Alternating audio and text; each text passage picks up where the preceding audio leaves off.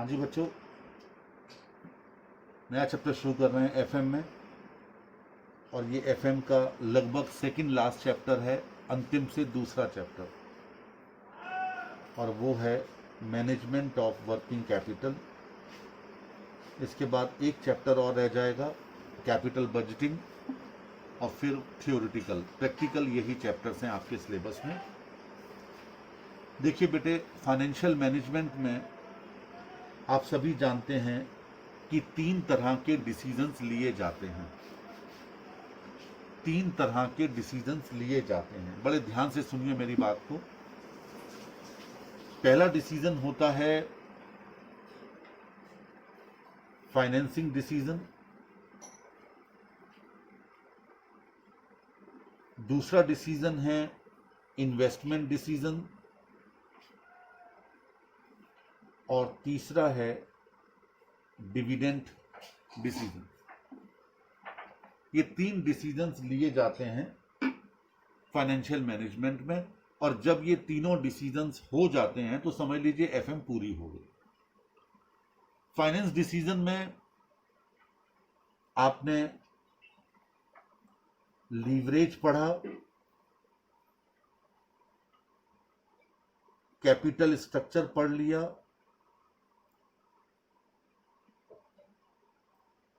और cost of capital पढ़ लिया। ये एग्जाम में जरूर आएंगे, ये मान के चलिए 100% आएंगे।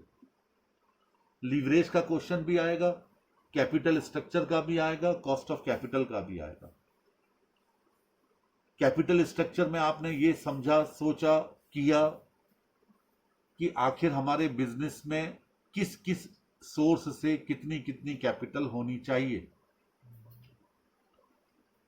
कहां पर हमारा एबिट अधिक होगा, कहां पर हमारी ईपीएस अधिक होगी, कहां पर हम कौन सी थ्योरी लगाएंगे। लीवरेज में आपने देखा कि बिजनेस में कितनी ओन्ड कैपिटल होगी और कितनी डेट कैपिटल होगी। और कॉस्ट ऑफ कैपिटल में आपने ये चेक किया कि किस किस सोर्स की कॉस्ट कितनी आ रही है। ये सारे फाइनेंस डिसीजन थे। अब इनको जो पैसा हमको मिला, पैसा जो इकट्ठा हुआ, उसको हम 2 तरह के डिसीजंस लेने में इन्वेस्ट करते हैं। पहला इन्वेस्टमेंट हम करते हैं फिक्स्ड, जिसे हम अगले चैप्टर में पढ़ेंगे, जिसका नाम है कैपिटल बजटिंग। सबसे बड़ा चैप्टर है आपके सिलेबस का। और उसके बाद इन्वेस्टमेंट करते हैं हम वर्किंग कैपिटल में।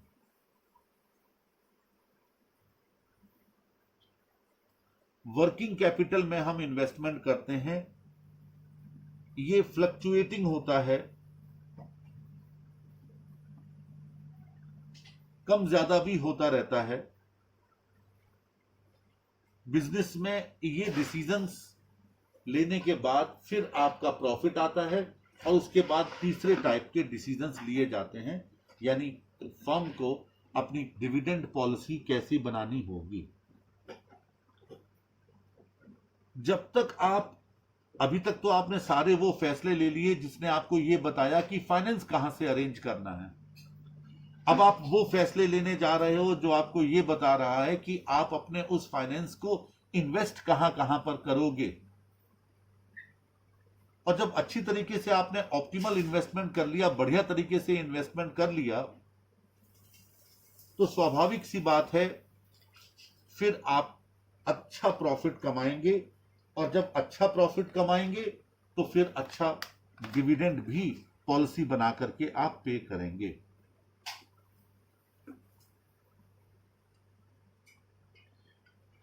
कहा यह जाता है कि कोई भी फर्म अपनी परमानेंट कैपिटल, ध्यान से सुनिए मेरी बात, वो कैपिटल जो कंपनी को अपने जीवन काल में कभी भी पेमेंट नहीं करनी पड़ती, वापस नहीं करनी पड़ती, जिसे हम परमानेंट कैपिटल कहते हैं, उस परमानेंट कैपिटल को कंपनी इन्वेस्ट करती है फिक्स्ड असेट्स में, और उसका एक पार्ट कंपनी वर्किंग कैपिटल में इन्वेस्ट करती है for meeting day to day requirement, for meeting day to day requirement. Working capital का मतलब अभी धीमे धीमे करके आपके सामने आएगा कि डे टू डे रिक्वायरमेंट को पूरा करने के लिए जो कैपिटल बिजनेस में लगी होती है उसे वर्किंग कैपिटल कहते हैं। आगे चल करके मैं और भी अप्रोचेज आपको बताऊंगा। मैं एक जनरल बात कर रहा हूं कि एक फर्म अपनी परमानेंट कैपिटल को इन्वेस्ट करती है फिक्स्ड असेट्स में और उसका कुछ हिस्सा वर्किंग कैपिटल में भी इन्वेस्ट करती है। हमने ऐसा कभी नहीं देखा होगा कि कोई ऐसी फर्म होगी जिसको कि अपने नॉर्मल ऑपरेशंस के लिए वर्किंग कैपिटल की आवश्यकता नहीं हो। हर फर्म को वर्किंग कैपिटल की आवश्यकता होती है। वो कम ज्यादा हो सकती है। कम ज्यादा किस आधार पर हो सकती है? नेचर ऑफ बिजनेस क्या है, हमारी प्रोडक्शन पॉलिसी क्या है, मार्केट कंडीशन क्या है, सीजनल ऑपरेशन यदि हम करते हैं तो उसका क्या चेंज है, सप्लाई की कंडीशन क्या है। इसीलिए वर्किंग कैपिटल को कंपनी के बॉडी में, जैसे ह्यूमन बॉडी में ब्लड होता है, working capital to a company is like the blood of human body and it is most vital ingredient of a business. हमारी बॉडी में बहुत सारे ऑर्गन्स हैं। ऑर्गन्स क्या है? हमारा ब्रेन है, हमारा हार्ट है, हमारा लिवर है, हमारी किडनीज हैं और भी हमारे बहुत सारे बॉडी के पार्ट्स हैं। ये फिक्स्ड असेट्स हैं, बिजनेस की फिक्स्ड असेट के समान हैं, जो बहुत लंबे समय तक हमारी बॉडी में काम करते हैं। लेकिन इन सबको काम करने के लिए क्या चाहिए? ब्लड चाहिए। वो वर्किंग कैपिटल है। अगर वर्किंग कैपिटल बिजनेस में अच्छी तरह से मैनेज नहीं होगी तो ये ऑर्गन्स खराब होना शुरू हो जाते हैं। जैसे ब्लड में अगर शुगर आ जाती है तो वो धीरे धीरे करके हमारे ऑर्गन्स को खत्म करना शुरू कर देती है। ऐसे ही ब्लड प्रेशर अगर आपका नॉर्मल नहीं रहता, हाई है, लो है, वो भी ऑर्गन्स को खराब करता है, हार्ट को, ब्रेन को। तो ठीक उसी प्रकार वर्किंग कैपिटल भी हमारे बिजनेस में एक ब्लड के समान है। अगर उसमें हम मैनेजमेंट नहीं करेंगे तो स्वाभाविक रूप से हमारे सारे बिजनेस की फिक्स्ड असेट्स बेकार हो जाएंगी। तो working capital management if carried out effectively, अगर आप इसे बड़े इफेक्टिवली कैरिड आउट करते हो, efficiently and consistently, it will assure the health of an organisation. ये हमारे बिजनेस की हेल्थ को एश्योर करेगा, इसमें कोई शक किसी को नहीं होना चाहिए। अब देखिए, वर्किंग कैपिटल के बारे में लोगों के अलग अलग व्यूज हैं। ये तो बहुत अच्छी बात है कि वर्किंग कैपिटल को हमने ये बता दिया कि डे टू डे ऑपरेशंस में काम होने वाले कैपिटल को वर्किंग कैपिटल कहा जाता है। ये दो प्रकार की होती है, टू टाइप्स। एक इन्वेस्टमेंट पॉइंट ऑफ व्यू से, इन्वेस्टमेंट पॉइंट ऑफ व्यू से, और एक परमानेंसी के पॉइंट ऑफ व्यू से। इन्वेस्टमेंट पॉइंट ऑफ व्यू से दो तरह की वर्किंग कैपिटल होती है। एक होती है ग्रॉस वर्किंग कैपिटल और एक होती है net working capital.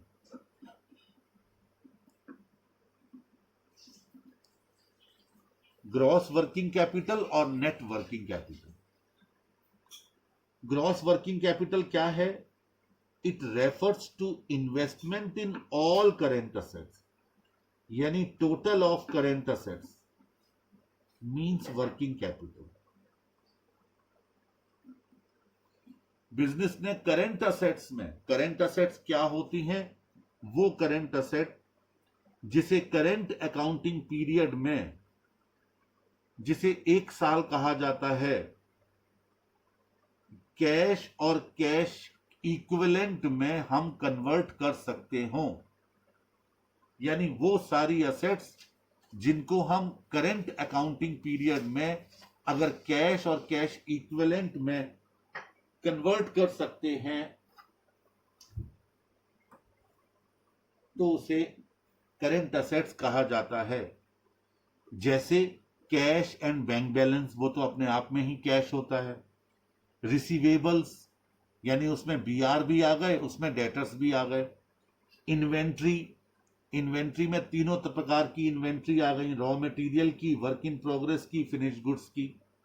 Prepaid expenses, short term advances और टेम्परेरी इन्वेस्टमेंट, इन सबको हम करेंट असेट्स कहते हैं।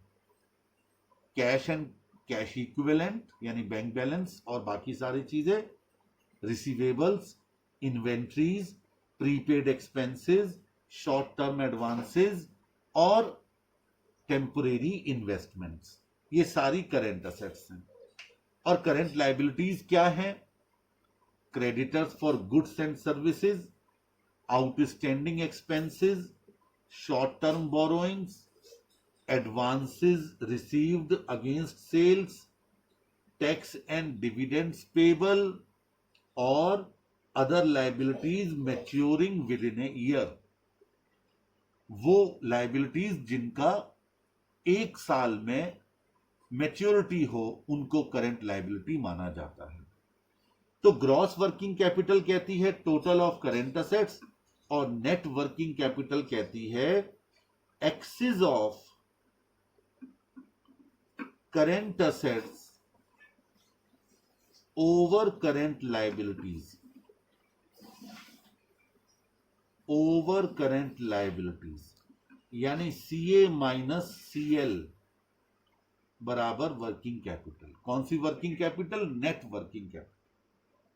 अब आप अपने इस सब्जेक्ट का पहले चैप्टर में चलो जहां आपने करंट रेशियो पढ़ा था, जिसका मतलब था 2:1। याद है ना? इसका मतलब यह था कि आइडियल करंट रेशियो होता है 2:1। इसका मतलब और समझो कि अगर हमारी करंट असेट्स 2 रुपए की हैं तो करंट लायबिलिटीज 1 रुपए की होनी चाहिए। जरा ध्यान से मैं इसको और एलाबोरेट कर रहा हूं। इसका मतलब यह हो गया कि करंट असेट्स में पैसा लगता है, उसमें से 1 रुपया यानी आधा पैसा तो करंट लायबिलिटीज का लगना चाहिए। अगर आपकी 2 लाख रुपए की करंट असेट्स हैं तो फिर 1 लाख रुपए की करंट लायबिलिटीज होनी चाहिए। इसका मतलब हो गया कि 2 लाख रुपए अगर हमने करंट असेट्स में इन्वेस्ट कर रखा है तो उसमें से 1 लाख रुपए तो हमें करंट लायबिलिटी से प्राप्त होना चाहिए। इसका मतलब हो गया कि 1 लाख रुपया यानी करंट असेट्स का आधा हिस्सा परमानेंट कैपिटल से इन्वेस्ट होना चाहिए। इसका मतलब यह हो गया कि नेट वर्किंग कैपिटल को आप क्या कह सकते हैं?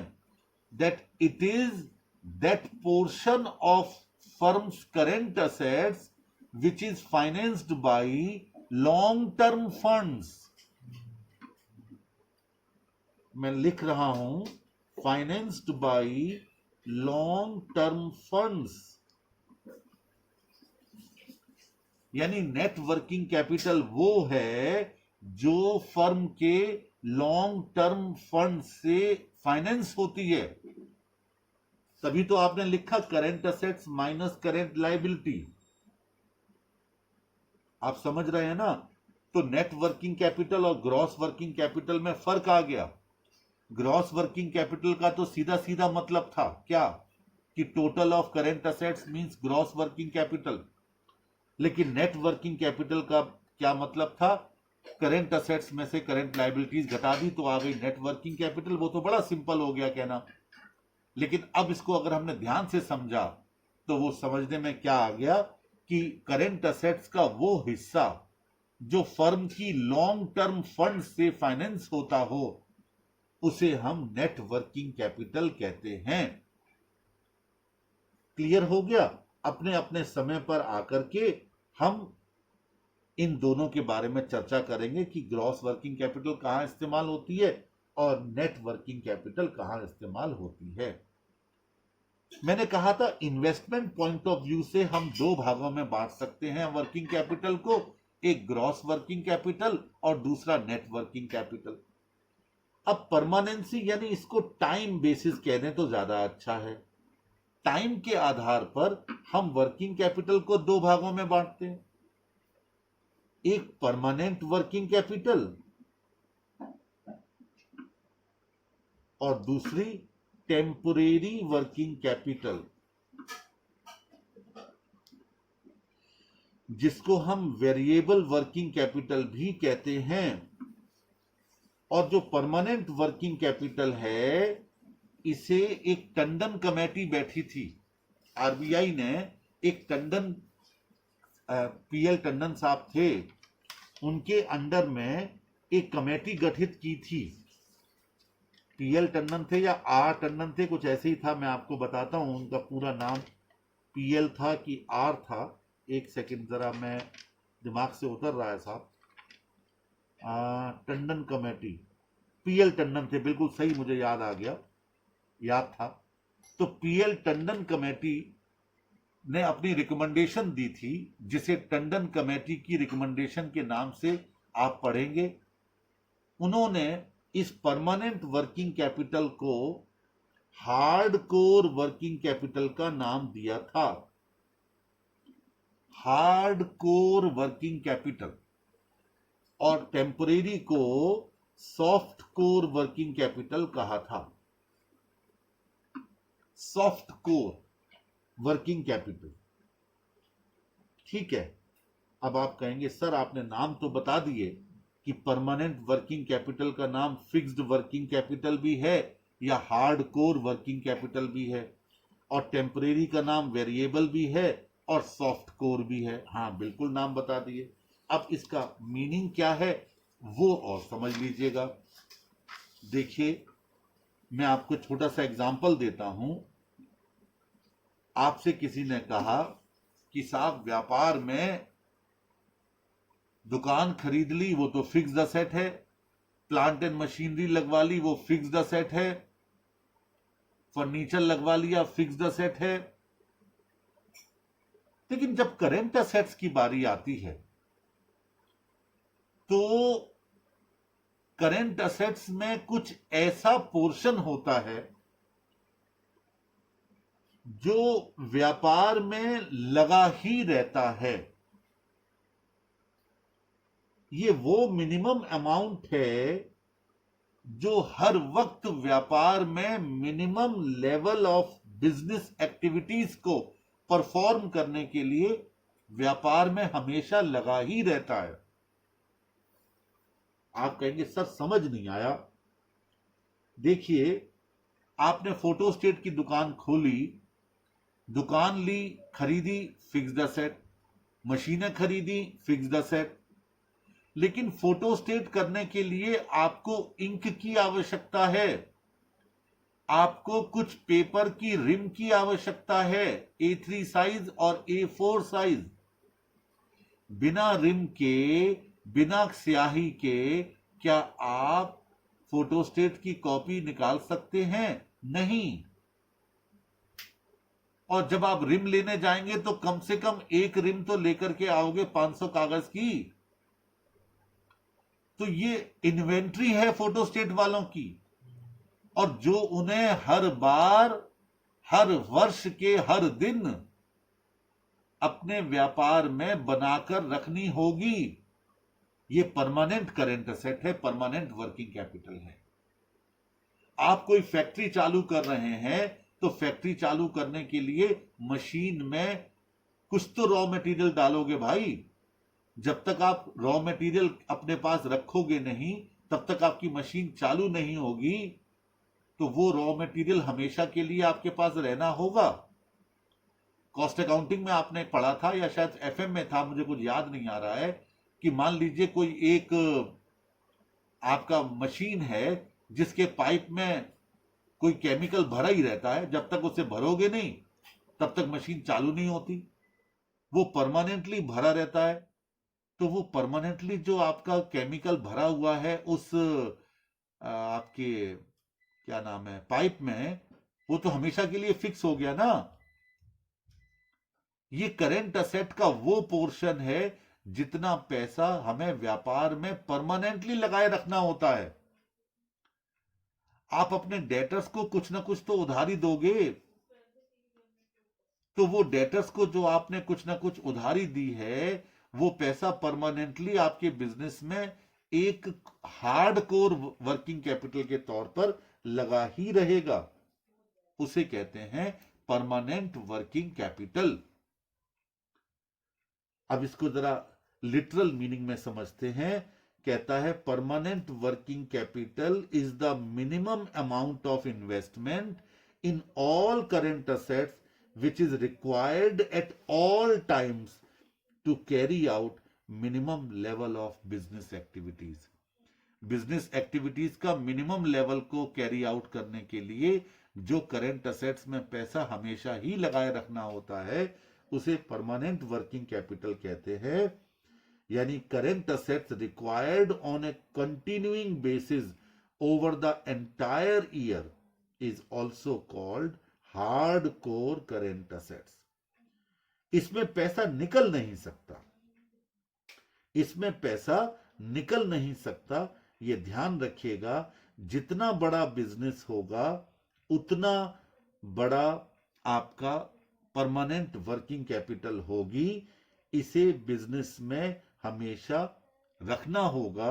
और इसके बारे में यह कहा जाता है कि it should preferably B financed out of long term funds.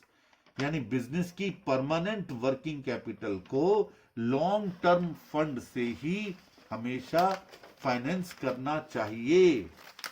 कभी भी शॉर्ट टर्म से इसको नहीं करना चाहिए, क्योंकि जब आपको पैसा वापस करना पड़ेगा तो स्वाभाविक सी बात है फिर आप परेशानी में आ जाएंगे, क्योंकि ये पैसा तो आपका हर वक्त लगा ही रहना चाहिए। अगर आपने शॉर्ट टर्म सोर्स से इसको फाइनेंस कर दिया तो फिर आपके लिए दिक्कत आ जाएगी। एक मैच्योर्ड फर्म के लिए,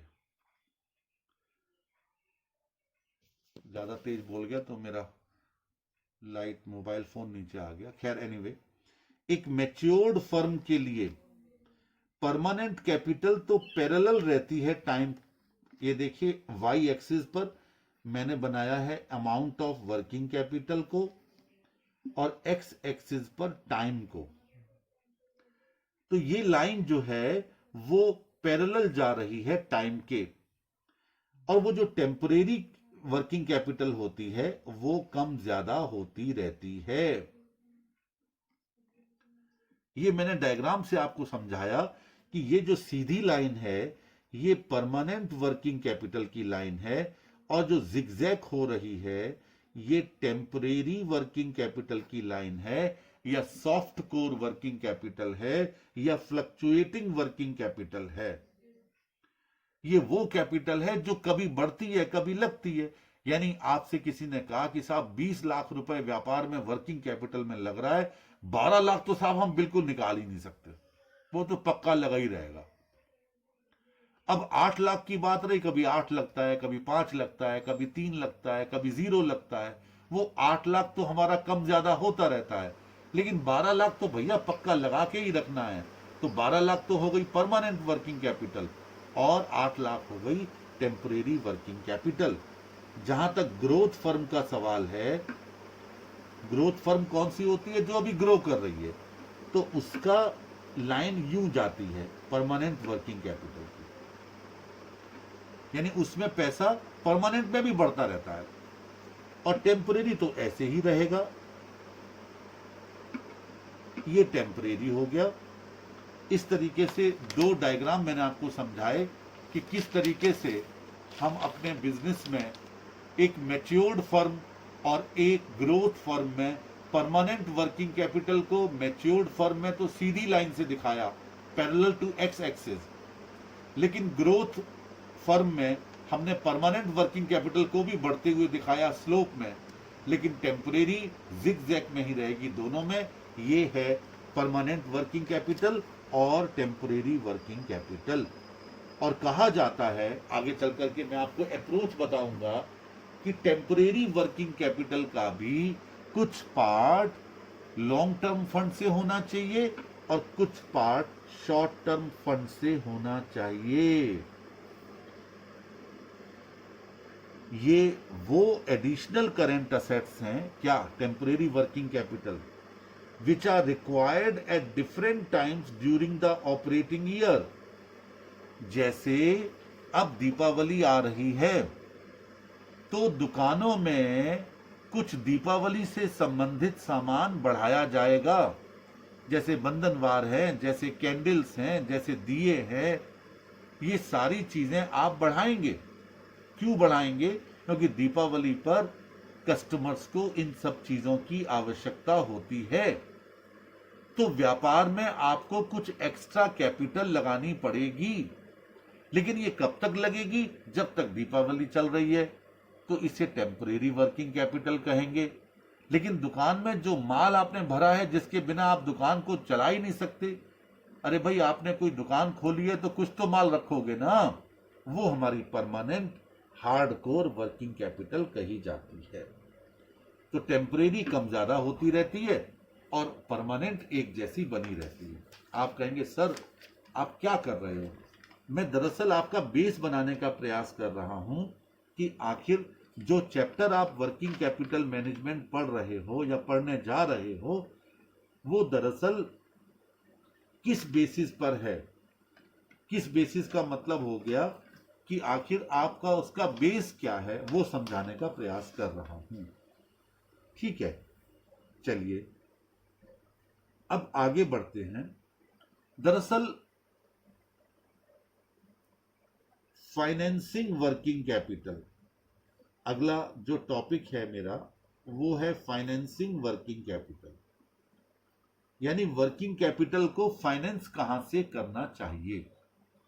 अभी तक मैंने आपको बताया मीनिंग ऑफ वर्किंग कैपिटल, फिर मैंने आपको बताया टाइप्स ऑफ वर्किंग कैपिटल, अब तीसरा मैं बता रहा हूं फाइनेंसिंग वर्किंग कैपिटल। एक बात ध्यान रखिएगा, तीन तरह की अप्रोच है वर्किंग कैपिटल को फाइनेंस करने की। पहली अप्रोच है कंजर्वेटिव अप्रोच। कंजर्वेटिव अप्रोच, इसको हम नाम देंगे दादाजी। दूसरी अप्रोच है मॉडरेट, इसे कई बुक्स में मैचिंग अप्रोच के नाम से भी बुलाया गया है, इसको नाम दीजिए पापा जी। और तीसरी अप्रोच है अग्रेसिव अप्रोच,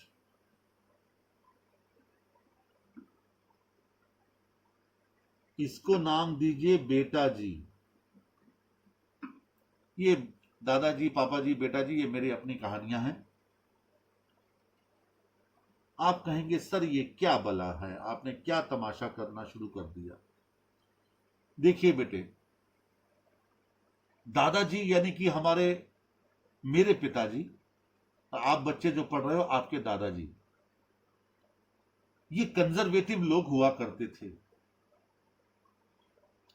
ये लोग रिस्क नहीं लेते थे, लो रिस्क।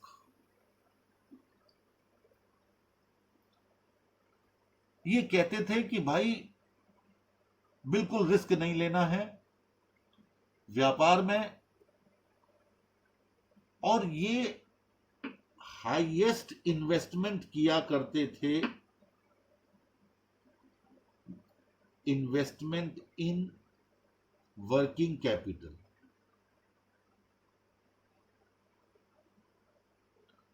इनके बिजनेस में हाई लिक्विडिटी होती थी। इनके मुताबिक दुकान पर कोई आपका आए पैसा लेने के लिए तो उसे वापस नहीं जाना चाहिए। मैंने अपनी निगाहों से अपने दादाजी को यह करते हुए देखा था। This is fact.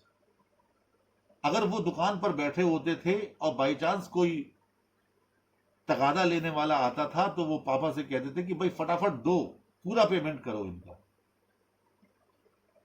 उनके जमाने में वो कहते थे कि साहब बिल्कुल किसी भी तरीके से रिस्क मत लो बेटा, उतना ही पैर पसारो जितनी बड़ी चादर हो। 1,000 रुपए जेब में है तो 800 का माल लेकर के आओ, 200 फिर भी बचा के रखो। तो इनकी लो प्रॉफिटेबिलिटी थी।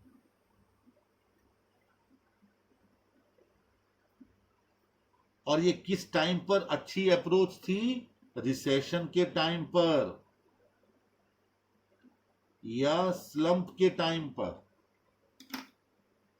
ये दादाजी वाली अप्रोच थी, कंजर्वेटिव। बिजनेस में बहुत पैसा लगाओ। वो कहते थे कि कहीं पर भी साख में कमी नहीं आनी चाहिए। मॉडरेट अप्रोच यानी अब पापा जी आ गए, वो कहते हैं बेटा ऐसा करो, रिस्क तो है लेकिन अब बिना रिस्क लिए बेटे काम तो चलेगा नहीं, तो रिस्क को कैलकुलेट करो और बिजनेस में इन्वेस्ट करो। ये पापा जी की अप्रोच है। दादाजी ने तो बिल्कुल मना कर दिया रिस्क लेने से, लेकिन पापा जी ने कहा रिस्क तो लो लेकिन कैलकुलेटिव रिस्क लो, यानी मैच करके लो। ये कंपैरेटिवली बैलेंस्ड अप्रोच है। Comparatively balanced approach.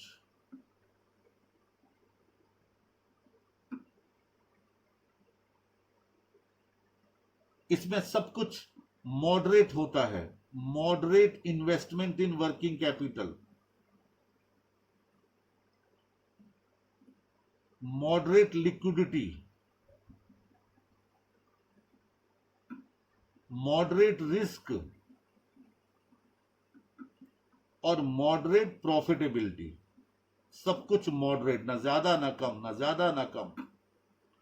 और ये कब हमारी अप्रोच अच्छी होती है? जब नॉर्मल सिचुएशन हो, बूम भी ना हो, रिसेशन भी ना हो। ये पापा जी की अप्रोच थी।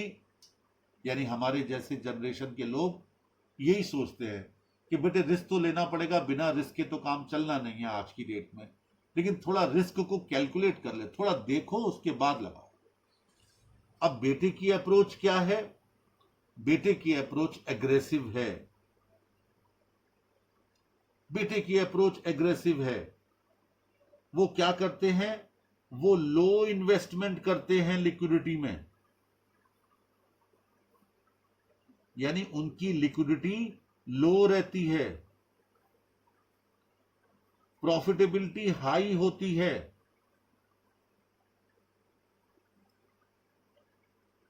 बूम पीरियड में तो ये सक्सेसफुल है, लेकिन रिसेशन में और नॉर्मल में भी इनको परेशानी हो जाती है, क्योंकि वो पैसा कम लगा करके बड़ा व्यापार करना चाहते हैं। उनके बिजनेस में लिक्विडिटी कम है। उनके दुकान से 2 4 5 तगादे वाले खाली लौट जाए, कोई दिक्कत नहीं है साहब, उन्हें कोई परेशानी नहीं होती। उनकी अप्रोच एग्रेसिव है। हाई रिस्क हाई प्रॉफिट, ये कहा जाता है ना। तो कंजर्वेटिव अप्रोच में लो रिस्क है तो लो प्रॉफिट है, एग्रेसिव में हाई रिस्क है तो हाई प्रॉफिट है। अब इन तीनों को एक छोटे सी बात से समझ लीजिए। कंजर्वेटिव अप्रोच में लॉन्ग टर्म फंड्स को, बस आखिरी 3 लाइनें बोलने जा रहा हूं, इसे ध्यान से सुन लीजिए।